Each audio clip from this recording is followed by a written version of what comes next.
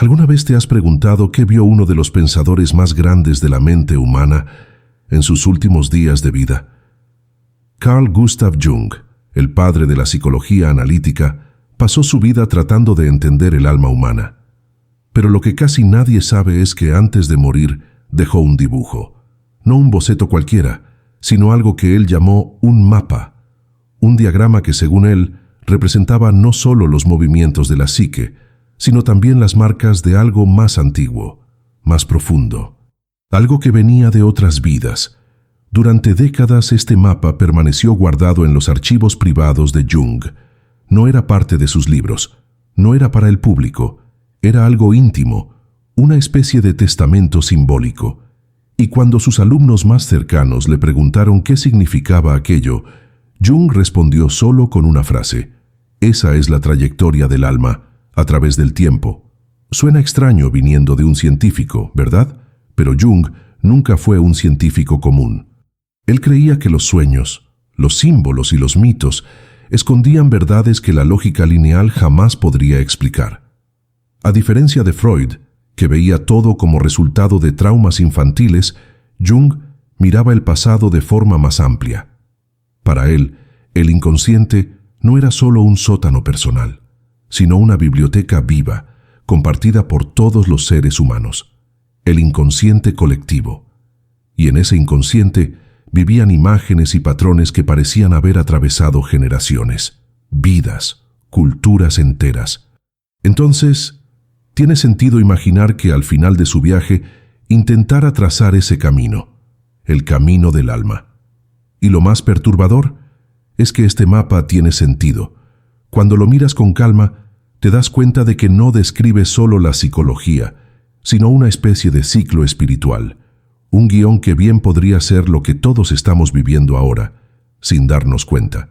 El mapa es circular, como una mandala. Jung siempre tuvo fascinación por las mandalas.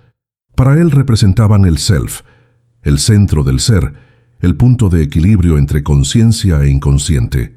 En el dibujo vemos capas concéntricas, como si fueran anillos de un árbol. En el centro hay un punto oscuro, el ego, el yo que piensa, juzga, decide. Alrededor, capas más amplias. El inconsciente personal, después el colectivo, y por último, algo que él llamaba lo eterno. Cada capa tiene símbolos, algunos cristianos, otros orientales, otros completamente indescifrables. Pero lo que más llama la atención es la secuencia numérica grabada en los bordes, una especie de código, como si cada vuelta en el círculo representara una fase o una vida, una experiencia vivida por esa misma alma, repetidamente, pero con variaciones, como si estuviéramos atrapados en un proceso no de castigo, sino de pulido. Y aquí comienza la parte más inquietante de la historia. Cuando sus discípulos más cercanos le preguntaron por qué nunca publicó aquel mapa, Jung dijo que la humanidad aún no está lista para saber de dónde realmente vienen sus angustias.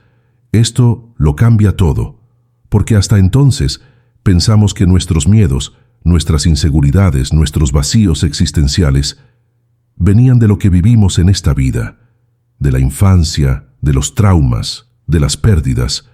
Pero ¿y si no es solo eso? ¿Y si parte de lo que sientes hoy no es tuyo? No en el sentido convencional. ¿Y si es un residuo de algo que viviste antes, en otro tiempo, con otro nombre, otro cuerpo? ¿Y si el alma realmente tiene memoria? Jung no afirmaba esto directamente. Era cuidadoso. Pero en sus anotaciones privadas hay fragmentos sorprendentes. Uno de ellos dice: mis sueños me llevaron a ciudades que nunca visité, pero que conocía perfectamente. Sentí nostalgia de voces que nunca oí. En algunos momentos tuve la certeza de estar recordando una vida que nunca fue mía, o tal vez sí lo fue. Es en este punto donde el mapa adquiere un nuevo significado. No es solo una representación de la psique, es un guión de reencarnación simbólica. No como una doctrina religiosa, sino como una posibilidad psicológica. Imagina lo siguiente: el alma nace con una semilla de identidad. A lo largo de una vida pasa por experiencias, elecciones, sufrimientos, aprendizajes. Todo esto moldea esa alma, pero no todo se resuelve. Algunos dolores continúan, algunos deseos permanecen. Cuando el cuerpo muere, el alma no regresa igual, pero carga vestigios, como un artista que empieza un nuevo cuadro, pero aún tiene restos de tinta en la mano. El nuevo trabajo es nuevo, sí, pero lleva la marca del anterior. Según Jung, estas marcas son los arquetipos, estructuras invisibles que nos hacen repetir patrones, amar a los mismos tipos de personas, temer las mismas situaciones, sin saber por qué. Y ahora debes estar preguntándote, ¿este mapa realmente existe? ¿Fue encontrado? ¿Puede ser visto? La respuesta es sí, existe. Está en los archivos de la Biblioteca Ed Zurich, bajo la custodia de la Fundación Jung. No es público, pero ya ha sido citado en algunos estudios, especialmente por Marie-Louise von Franz, la principal discípula de Jung. Ella describió este mapa como el esfuerzo final de Jung para unir ciencia, simbolismo y eternidad en una imagen única. Y tal vez esto lo diga todo, porque en el fondo todos queremos esa imagen, un mapa, una guía, algo que nos diga por qué estamos aquí, por qué sentimos lo que sentimos, y hacia dónde vamos después de todo esto. Y tal vez, solo tal vez, este mapa del alma de Jung no sea solo una curiosidad histórica.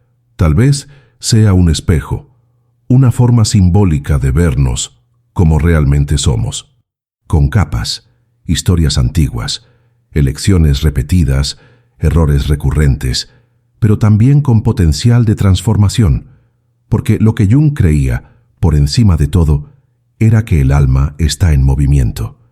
Nada es fijo, ni el trauma, ni el dolor, ni el destino. Pero esta no era la parte más sorprendente de su descubrimiento, porque lo que Jung reveló a continuación no era solo sobre el pasado, era sobre el futuro. Él decía que el alma, al atravesar las capas del inconsciente, no solo estaba recordando, estaba preparándose. El mapa mostraba no solo dónde habíamos estado, sino también lo que aún necesitamos enfrentar. Y aquí entra un concepto clave que Jung desarrolló en sus últimos años, la individuación. Mucha gente entiende la individuación como autoconocimiento, pero no es eso. Autoconocimiento es saber quién eres. Individuación es convertirse en quien naciste para ser. Es como si el alma, a lo largo de múltiples vidas o de múltiples capas, si prefieres una lectura simbólica, acumulara fragmentos de sí misma hasta volverse íntegra, completa. Y este proceso, según Jung, es doloroso, porque implica confrontar todo lo que evitamos, todo lo que negamos, todo lo que proyectamos en los demás por no querer verlo en nosotros mismos. En el mapa, estas proyecciones aparecen en forma de sombras. Jung representó la sombra como una figura sin rostro, posicionada en una de las capas intermedias. No está en el centro, pero tampoco está en los bordes, está en el medio, porque es en el medio de la vida y del viaje del alma, donde esa sombra se vuelve imposible de ignorar. Es cuando te das cuenta de que los conflictos externos son espejos, que las personas que más te irritan son partes tuyas que nunca quisiste aceptar. El mapa muestra que mientras no miremos esto, estaremos atrapados, repitiendo patrones, reencarnando dentro de la misma vida, viviendo los mismos ciclos con nombres diferentes.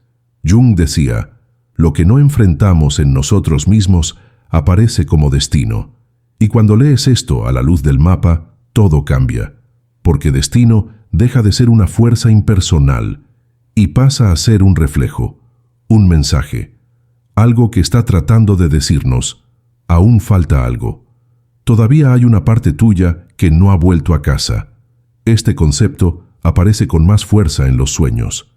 Jung estudiaba los sueños no como síntomas, sino como mensajes. El inconsciente para él era un maestro pedagógico, y al analizar cientos de sueños en pacientes que ni se conocían, empezó a notar un patrón aterrador, símbolos idénticos, narrativas parecidas, situaciones simbólicas que parecían venir de un repertorio ancestral. Una joven de Viena soñaba con un templo en el desierto, el mismo templo que un hombre en Canadá describía en sesiones hipnóticas. Una señora de 60 años dibujaba espirales en sus cuadernos, sin saber que aquel símbolo representaba, para los pueblos antiguos, el ciclo de las reencarnaciones. ¿Coincidencia? Jung creía que no.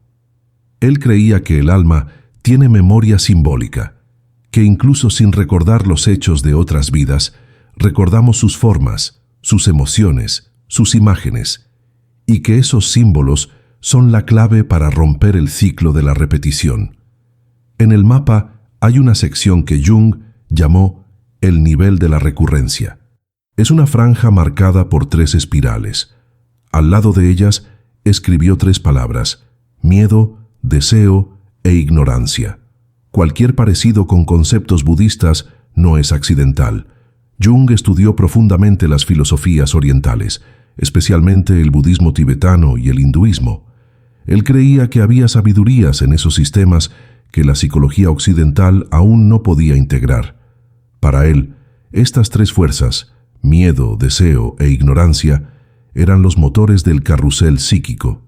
Son ellas las que nos hacen reencarnar, incluso dentro de la misma existencia. Reencarnamos emocionalmente. Siempre que nos sabotamos, repetimos una elección tóxica o huimos de un llamado interior. Reencarnamos cada vez que ignoramos lo que ya sabemos, cada vez que cerramos los ojos a un patrón que se repite. Jung decía, cuando algo nos molesta intensamente, allí hay una parte del alma pidiendo reconocimiento. Y tal vez la función del mapa era esa, hacer que el alma recordara. Mostrar el camino no hacia una salvación mística, sino hacia una reconexión. Y aquí entra uno de los símbolos más enigmáticos del mapa, el 4º círculo. Aparece casi escondido, como si estuviera detrás de las otras capas. Jung no dejó ninguna explicación directa sobre él, solo una anotación lateral. Lo que fue olvidado, espera. Algunos estudiosos creen que este círculo representa el origen del alma. Otros piensan que es el punto de retorno. Pero hay una hipótesis aún más perturbadora, que este círculo representa una vida que aún no ha sucedido, una especie de misión futura, un punto al que solo se puede acceder cuando todas las otras capas han sido integradas. Es decir, solo podemos avanzar cuando dejemos de repetir. Solo accedemos a la próxima versión de nosotros mismos, cuando miramos con honestidad todas las versiones anteriores. Es aquí donde el video comienza a tocar un punto profundo en el espectador, porque todo el mundo siente que está atrapado en algún patrón.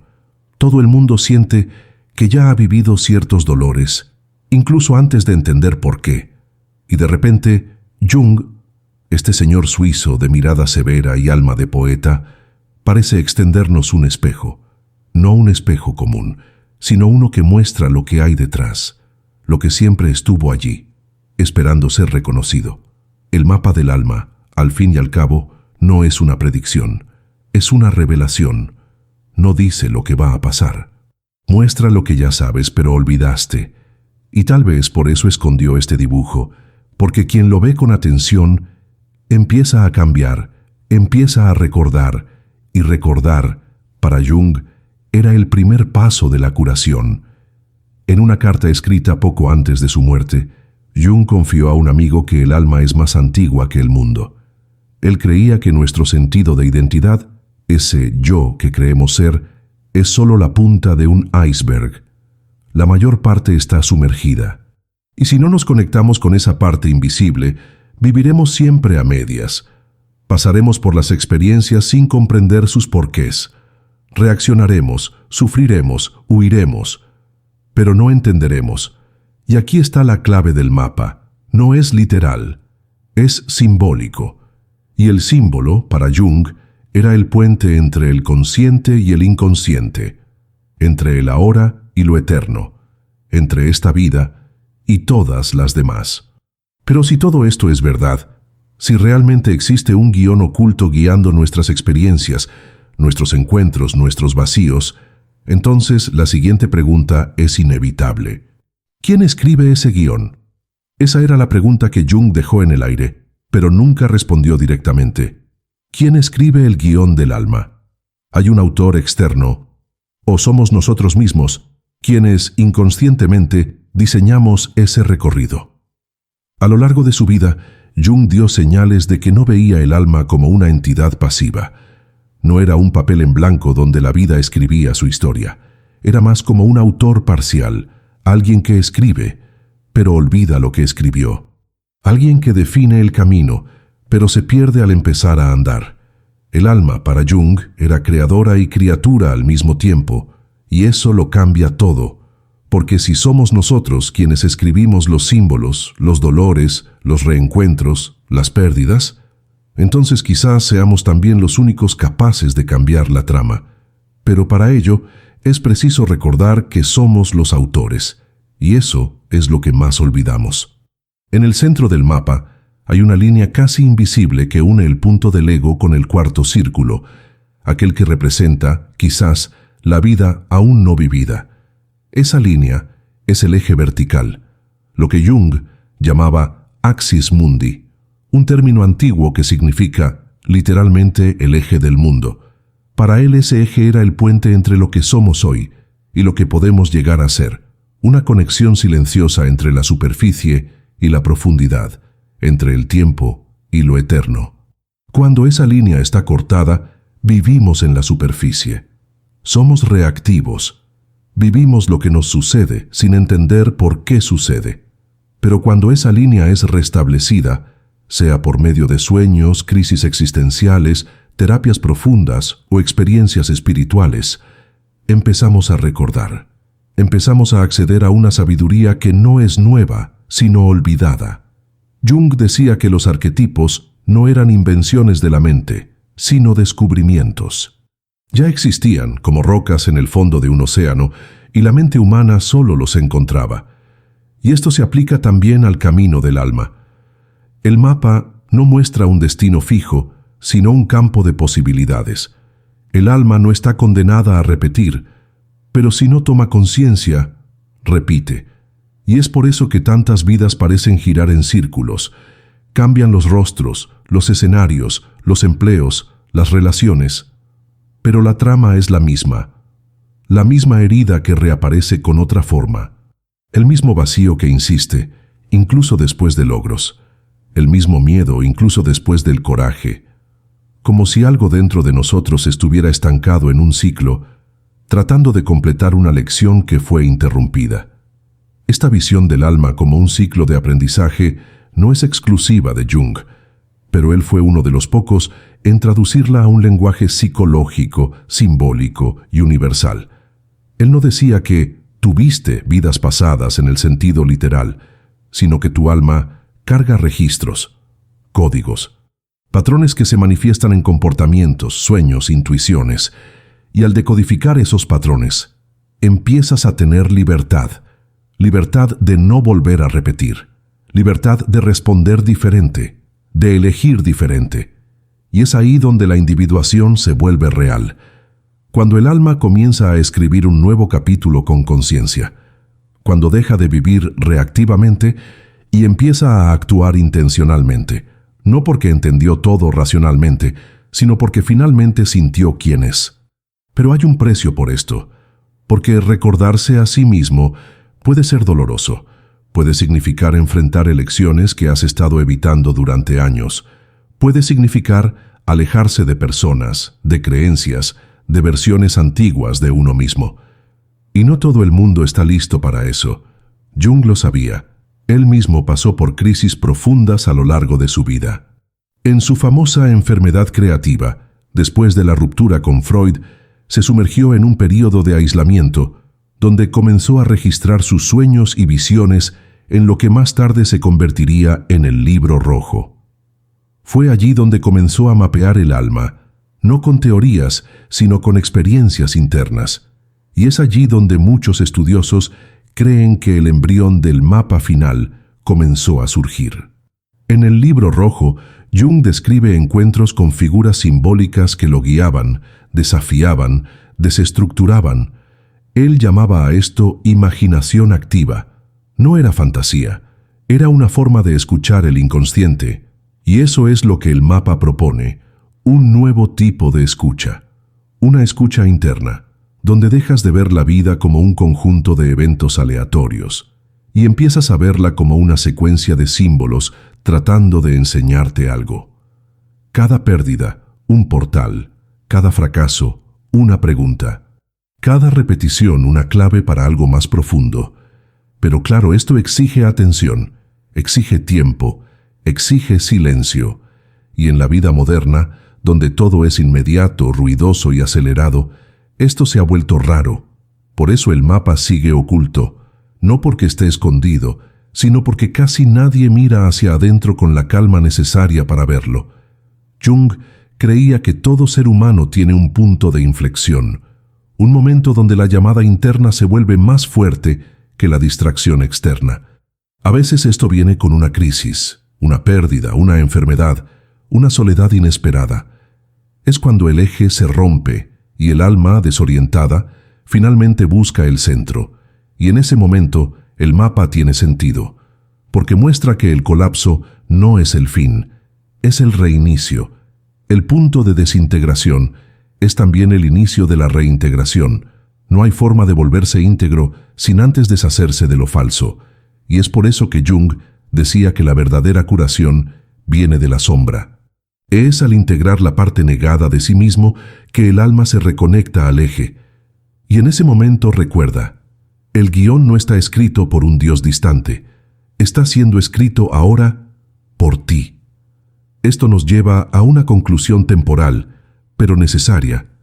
Si el mapa del alma existe, si es real, simbólica o espiritualmente, entonces está vivo.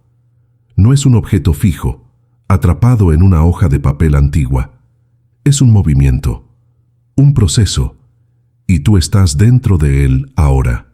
Cada elección tuya, cada silencio, cada impulso de repetir o romper un patrón, todo eso altera la forma del mapa. Todo eso reescribe el guión, y quizás ese sea el mayor legado de Jung. No nos dio respuestas, nos dio herramientas, y nos recordó que las respuestas más importantes ya están dentro de nosotros. Pero aún hay una última pregunta, la más difícil, y también la más liberadora. Si el alma puede liberarse del ciclo, ¿qué sucede después? Esa era la pregunta que Jung rara vez abordaba directamente, pero que estaba implícita en todo su trabajo. Para él, la idea de fin no existía de la forma en que solemos imaginar. El tiempo del alma no es lineal. No hay comienzo, medio y fin. Hay ciclos, espirales, vueltas. Pero en sus últimas anotaciones, Jung dejó escapar un pensamiento que, para muchos, es la clave final del mapa. La conciencia, cuando está integrada, ya no necesita regresar al mismo lugar. Él estaba hablando de un estado, un punto más allá de la repetición, algo que él llamaba la totalidad del ser.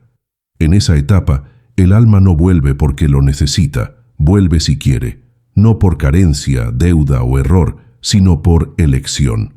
Como un artista que ya completó su obra y aún así decide crear otra solo por la belleza de crear. Es un estado donde el ego no domina, donde la sombra ya ha sido reconocida, donde los complejos ya no nos arrastran hacia su interior. Jung no describió este punto con precisión, pero se refería a él como el sí mismo realizado, el núcleo más profundo y auténtico del ser humano, que ya no está fragmentado. Es cuando el alma, después de tantas vueltas, finalmente regresa al centro, no como huida, sino como reconciliación. En el mapa este punto está representado como un pequeño círculo dorado, dentro del cuarto círculo. Casi no aparece, como si estuviera escondido a propósito, y quizás lo esté, porque, para Jung, este estado no puede ser forzado. Sucede.